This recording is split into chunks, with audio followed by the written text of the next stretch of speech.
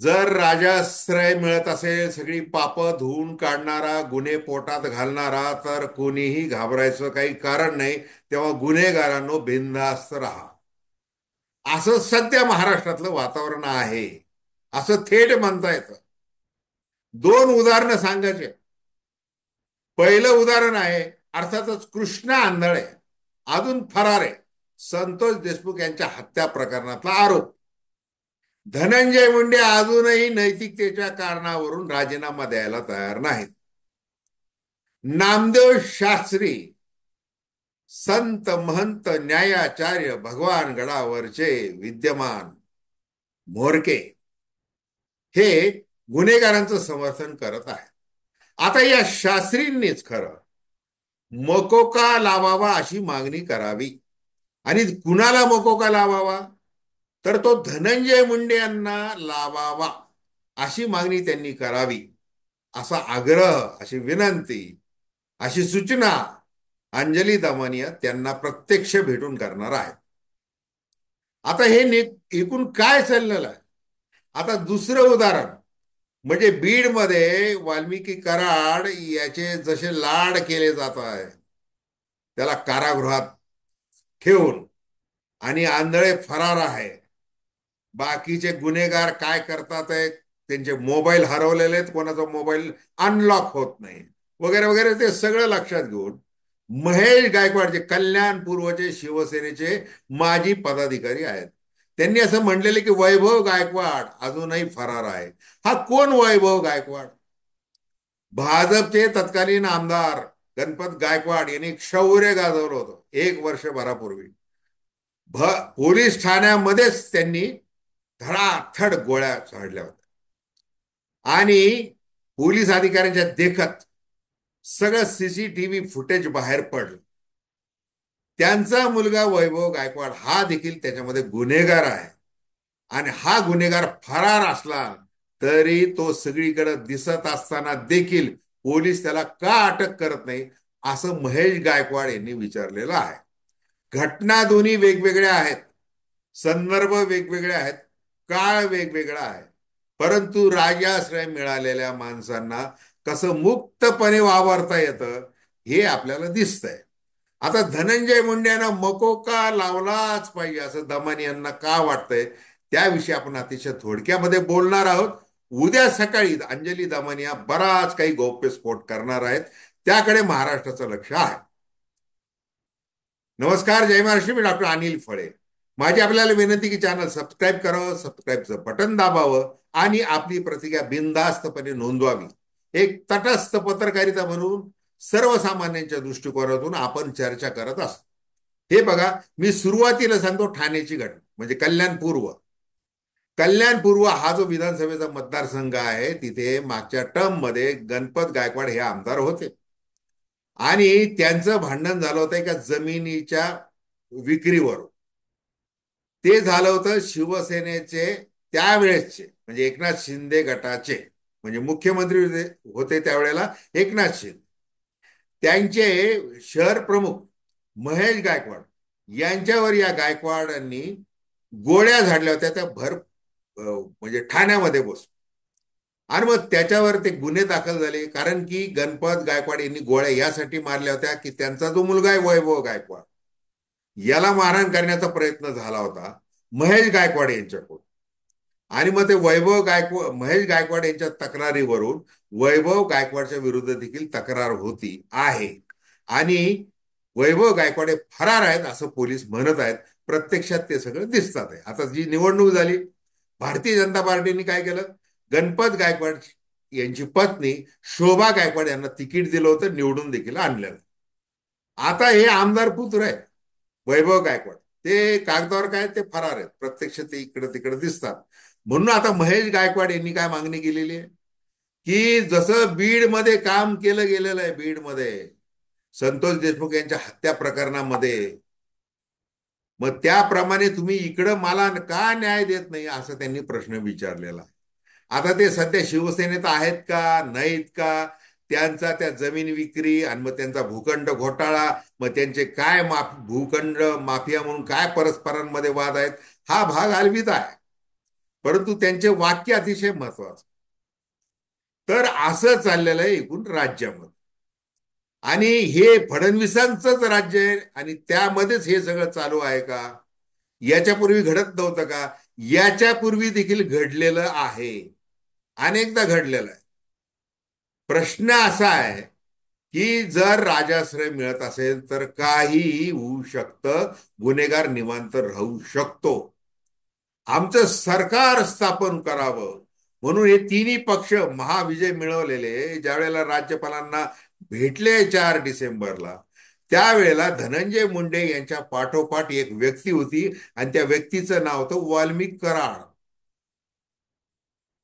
म्हणजे नागपूर हिवाळी अधिवेशनामध्ये अंबादास दानवे विधान परिषदेमधले विरोधी पक्ष नेते यांनी सांगितलं होतं की वाल्मिक कराड हा नागपूरमध्येच आहे. 9 डिसेंबरला हत्या झाली, त्याच्यानंतर मोठा गदारोळ माजला. तेव्हा झालेला हा आरोप की ते एका फॉर्म हाऊसवर आहेत वगैरे वगैरे. आता धनंजय मुंडे हे वाल्मिक कराडला आश्रय देत आहेत असा तो थेट आरोप होता, प्रश्न होता, आजही तो आहे. आता वाल्मिक कराड भलं जेलमध्ये आहे, म्हणजे खंडणी, हत्या, मकोका लागलेला वगैरे ते सगळं आहे.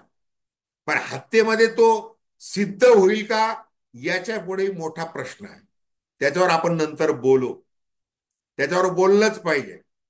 कारण की देवेंद्र फडणवीस, अजित पवार, धनंजय मुंडे आणि यांच्या मार्फत अमित शहा या सगळ्यांना माहिती की वाल्मिक कराड हा खंडणी, आर्थिक घोटाळे याच्या पुरता मर्यादित राहू शकतो. तसे परिस्थितीजन्य पुरावे पोलिसांकडे आहेत. पण बाकी हत्या वगैरे याच्यामध्ये काही असू शकत नाही, अशी दबक्या आवाजामध्ये चर्चा आहे बघा. मग अशा वाल्मिक कराडचा संबंध असून व्हिडिओ वगैरे सगळं प्रसिद्ध होऊन देखील वाल्मिक कराडला सांभाळणाऱ्या धनंजय मुंडे यांना काहीच कसं वाटत नाही, असा प्रश्न आहे. मग सुरेश धस यांनी पुण्याला आक्रोश मोर्चामध्ये जाहीरपणे सांगितलेलं आहे. काय सांगितलेलं आहे की सातपुडा जो बंगला आहे धनंजय मुंडे यांचा, शासकीय बंगला, मंत्री म्हणून, या बंगल्यावर 19 जून 2024 रोजी बैठक झाली. नितीन बक्कड, शुक्ला म्हणजे नितीन बक्कड हे कंत्राटदार, शुक्ला एक आवादा कंपनीचे अधिकारी, यांच्यामध्ये बैठक झाली. वाल्मिक कराड तिथं होता आणि धनंजय मुंडे देखील तिथं होते. 3 कोटी रुपयाची खंडणी मागण्यात आली. 2 कोटीवर सौदा झाला. आणि ही बैठकीची ही जी काही मी माहिती देतोय, ही माहिती खोटीच ठरली तर मी राजीनामा देईन, राजकारणातून निवृत्त होईन. माझ्या 300 गायींचा कोटा आहे. मी राजकारणातून बाजूला झाल्यानंतर 1000 गायींचा कोटा सुरू करेल. तेव्हा माझी पाया पडून विनंती आहे अजितदादा तुम्हाला की धनंजय मुंडेंचा राजीनामा घ्यावा, असं सुरेश धस यांनी त्यावेळेला म्हटलं होतं. आणि हा संदर्भ आज दिलेला आहे अंजली दमानिया यांनी. त्यांनी मागणी केलेली की आम्ही एवढं देतोय, पुरावे देतोय, मुख्यमंत्र्यांना देतोय, उपमुख्यमंत्र्यांना देतोय, ऑफिस ऑफ प्रॉफिट असेल, वेगवेगळे आरोप असतील, याचे एवढे पुरावे देतोय, तरी तुम्ही जर काहीच कारवाई करत नसेल तर मग उद्या आता एक नवीन बॉम्ब गोळा आहे आणि ते सकाळी त्यात टाकणार आहे. मग त्यांनी आज एका वृत्तवाहिनीशी बोलताना हे सांगितलेलं आहे की मी त्या नामदेव शास्त्रींना भेटणार आहे, त्यांना सांगणार आहे की हे घ्या पुरावे. आणि हे पुरावे जर यांनी काही केलं नाही राज्यकर्त्यांनी, तुम्ही संत महंत आहात, न्यायाचार्य आहात, त्याच्यावर तुम्ही लक्ष घ्या. आणि ह्या बैठकीचं जे सुरेश धस म्हटलेले आहे, तुमच्या जिल्ह्यातले आहेत, भारतीय जनता पार्टीचे विद्यमान आमदार आहेत, त्यांनी केलेला आरोप आहे. तो लक्षात घेऊन तुम्ही मागणी करा सरकारकडे की धनंजय मुंडे यांना मोकोका लावावा खंडणी प्रकरणात, कारण ते खंडणीची बैठक होती. हा संदर्भ लक्षात घेऊन तुम्ही ती मागणी करावी. आता दमानिया यांचं म्हणणं शास्त्री किती मनावर घेतील हा प्रश्न निराळा आहे. शेवटी काय आहे, नीतिमत्तेचं काय, राजकीय नीतिमत्ता, आध्यात्मिक नीतिमत्ता, आता ते नवीन एक आलेलं आहे, सामाजिक नीतिमत्ता. हे सामाजिक नीतिमत्ता काय आहे ते रस्त्यावर इकडं तिकडं सगळं प्रसार माध्यमातून ती व्यक्त होताना दिसतेय. प्रश्न राजकीय नीतिमत्तेचा आहे. आणि त्याचं काय होणार हा प्रश्न वारंवार विचारला जातो. त्रिकाळात तो विचारला जातो. म्हणजे आता जर आपला आदर्श रामराज्य आहे, त्या रामराज्यामध्ये जर असा कुणी आहे, म्हणजे तो वाल्याचा वाल्मिकी होतो, पण वाल्मिकीचा वाल्या म्हणजे तो आधी वाल्मिकी नव्हताच, पण तो वाल्याचा आहे. त्या वाल्याला दहशत कुणी त्याच्या मनावर बसवायची, ती कायद्याने बस. आता हे खंडणीचं जे आहे प्रकरण, याच्यामध्ये आता बघा या क्षणाला कृष्णा आंधळे फरार आहे, तो अजून सापडलेला नाही. विष्णू चाटेचा मोबाईल जो आहे तो अजून सापडलेला नाही. विष्णू चाटेने पोलिसांना सांगितलेलं आहे की मी नाशिक परिसरामध्ये तो फेकून दिलेला आहे. आता वाल्मिक कराड आणि विष्णू चाटे हे दिंडोरी आश्रमात येऊन गेले. सीसीटीव्ही फुटेजमध्ये ते दिसले. पोलिसांना, सीआयडीला त्यांनी किती दखल घेतली, काय चौकशी केली हे त्यांनाच माहिती. आता आज सामाजिक कार्यकर्त्या तृप्ती देसाईंनी नवीन सांगितलेलं आहे की नाशिकच्या शरणपूर रोडवर एका हस्तरेषा तज्ज्ञाकडे वाल्मिक कराड आपला हात दाखवायला गेला होता आणि त्याच्यावर विष्णू चाटे देखील होता. त्याची चौकशी करावी असं तृप्ती देसाई यांनी मागणी केली. म्हणजे बघा की धागे दोरे आरोपींचे कुणाला सापडतात आहे. म्हणजे राजकारणातले विरोधक बोलत आहेत, सामाजिक कार्यकर्ते बोलत आहेत, पत्रकार बोलत आहेत, पण पोलिसांना का नाही ते. आता अजित पवार हे राष्ट्रीय अध्यक्ष आहेत घड्याळ चिन्ह असलेल्या राष्ट्रवादी काँग्रेसचे. त्यांनी 73 कोटी रुपयांचा जो अपहार गफला झालेला सार्वजनिक बांधकाम खात्यातून, त्याच्या संबंधी उपजिल्हाधिकारी चौकशी नेमलेली आहे. त्यांना 7 दिवसाची मुदत दिलेली आहे. मग या अजित पवारांनी किंवा गृहमंत्री आणि मुख्यमंत्री असलेल्या देवेंद्र फडणवीसांनी सुरेश धस यांनी पुण्याच्या जाहीर सभेमध्ये केलेल्या जो आरोप आहे, जी दिलेली माहिती आहे, ती माहिती पोलिसांना दखलपात्र का वाटत नाही याची विचारणा केलेली आहे का? त्याच्यावर त्यांचं काय मत आहे? म्हणजे एक कुणीतरी उठून आरोप केलाय, बरं सत्ताधारी पक्षाचे आमदार आहेत, विरोधकांनी जर केला असता, जितेंद्र आव्हाड, अंबादास दानवे, सुषमा अंधारे यांनी केला असतं तर ठीक आहे. परंतु तुमच्या सत्ताधारी पक्षाच्या आमदारांनी आरोप केलेला आहे आणि तो जाहीरपणे केलेला आहे. त्याचा जबाब का नोंदवला जात नाही, त्याच्यावर का दखल घेतली जात नाही, हे लोकांनी विचारायचं नाही आणि पोलिसांनी त्याची दखल घ्यायची नाही. म्हणजे काय चाललेलं आहे ना.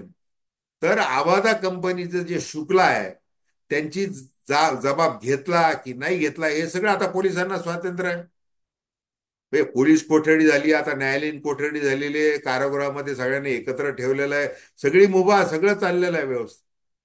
मग त्या या दरम्यानच्या काळामध्ये हे खंडणीच्या प्रकरणी ज्या ज्या बैठका झालेल्या आहेत त्याची ही माहिती का घेतली गेलेली नाही आणि प्रसार माध्यमांना ती का अधिकृतपणे दिली जात नाही, पोलीस महासंचालक का बोलत नाहीये, हे सगळे प्रश्न आहेत ना. कारण की आपण जर एकदा बोललो तर रोज बोलावं लागेल आपल्याला, रोज 10 प्रश्न विचारले जातील. मग आपल्याला जो काही ज्या पद्धतीचा आपल्याला तपास करायचा आहे, कारण की वाल्मिक कराड ज्या पद्धतीने 9 डिसेंबर ते 31 डिसेंबर फरार होते आणि ते नंतर शरण आले, त्या फरार काळामध्ये ते कुणाचा फराळ चोखत होते, खात होते, हे विचारलं जाईल ना.